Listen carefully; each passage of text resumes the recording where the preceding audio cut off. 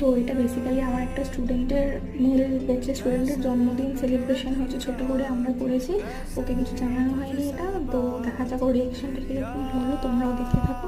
এটা হলো ওর surprise birthday cake, কেমন হয়েছে তোমরা অবশ্যই জানিও। ছোটো করে আমরা একটা আয়োজন করেছিলাম, আমার ফ্রেন্ড একজন এসেছিল সেদিনকে।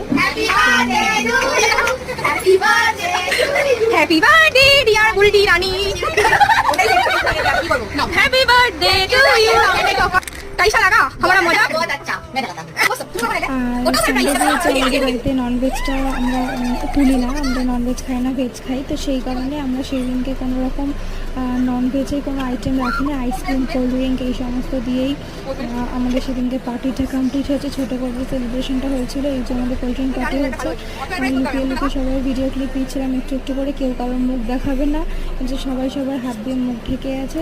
তো চলো দেখা হচ্ছে নেক্সট ভিডিওতে।